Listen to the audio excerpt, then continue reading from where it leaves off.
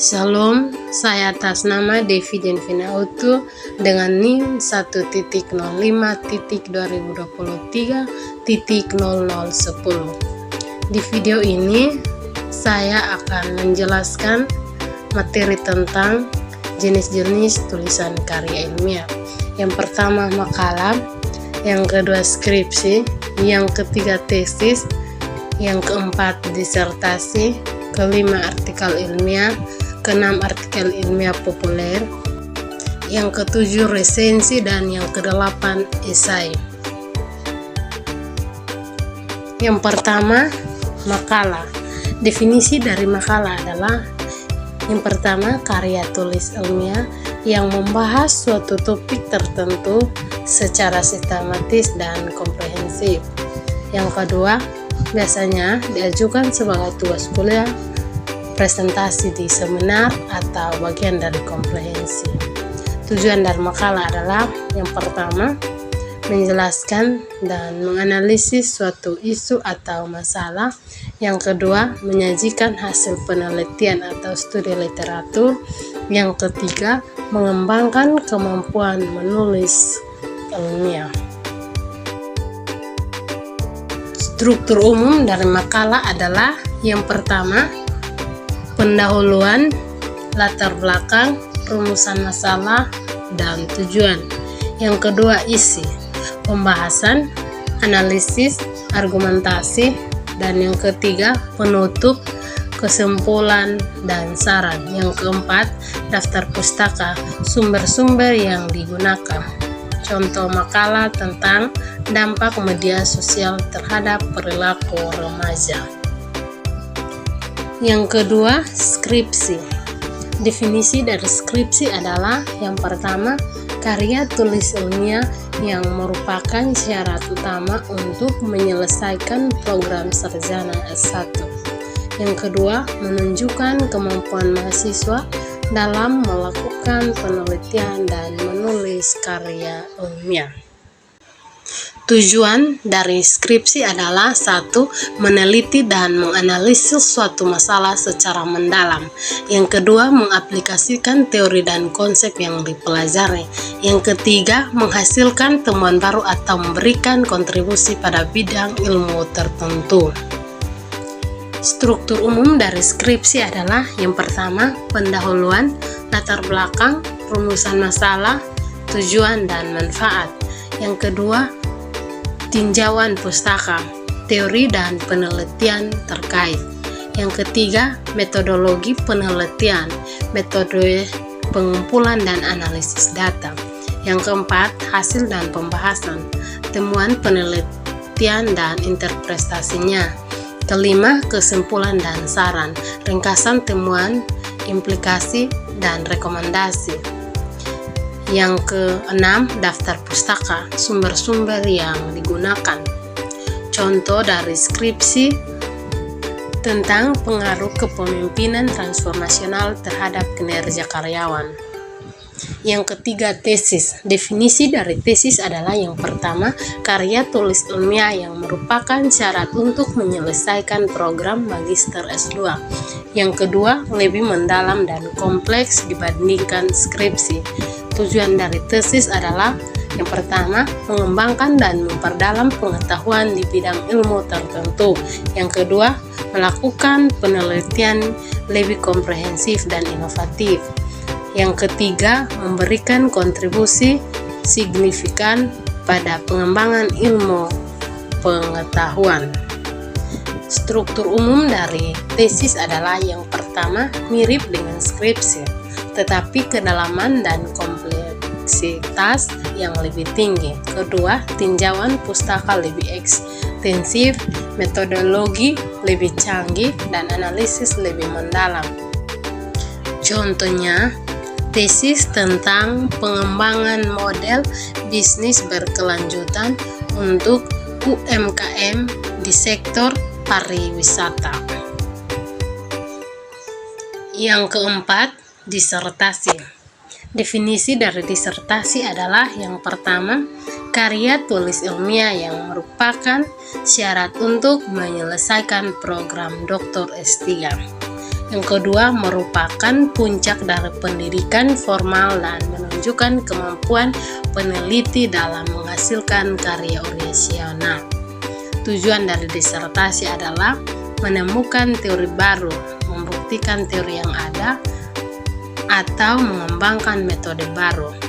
Yang kedua, memberikan kontribusi fundamental pada perkembangan ilmu pengetahuan.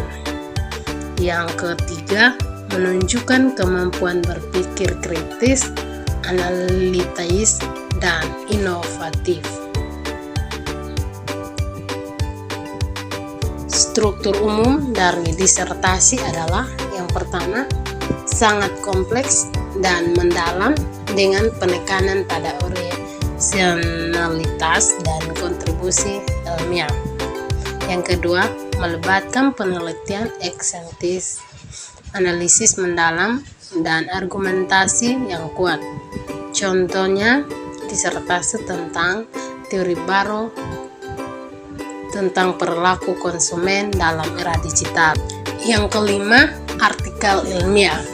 Definisi dari artikel ilmiah adalah yang pertama, tulisan yang berisi laporan hasil penelitian atau kajian ilmiah yang dipublikasikan dalam jurnal ilmiah.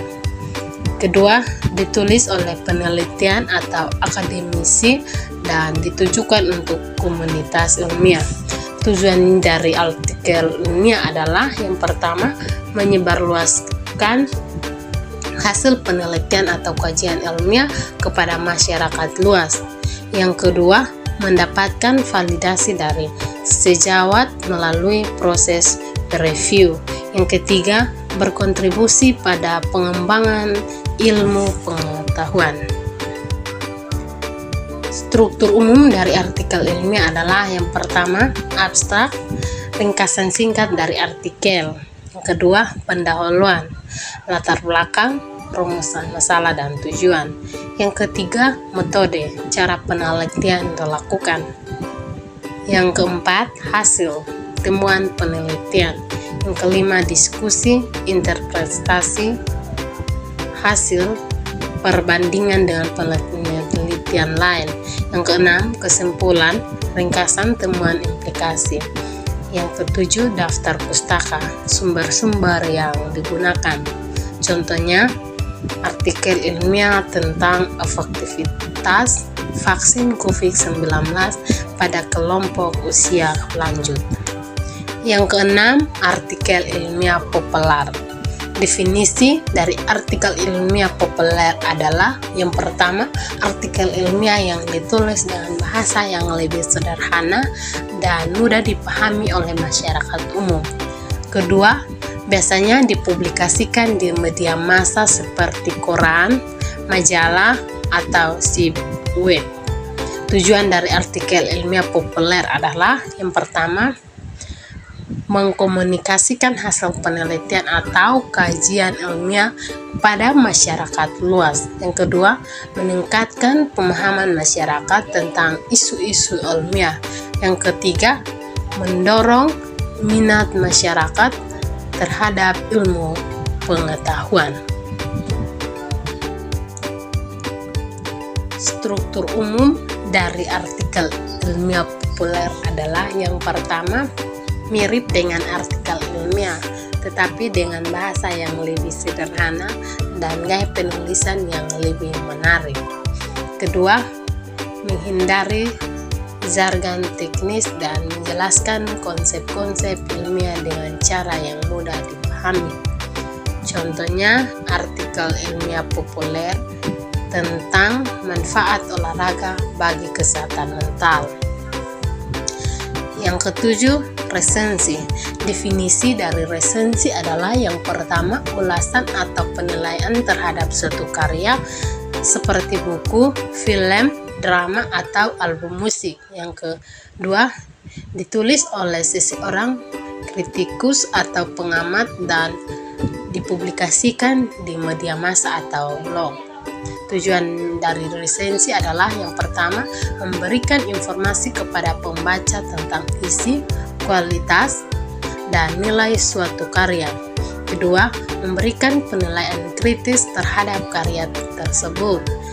Yang ketiga, membantu pembaca dalam menentukan apakah mereka tertarik untuk menikmati karya tersebut. Struktur umum dari resensi adalah yang pertama, identitas karya, judul, penulis atau sutradara, penerbit atau rumah produksi, tahun terbit atau rilis. Kedua, sinopsis, ringkasan singkat dari isi karya. Yang ketiga, analisis, penilaian terhadap aspek-aspek karya seperti alur cerita, karakter, tema, gaya penulisan, atau kualitas produksi.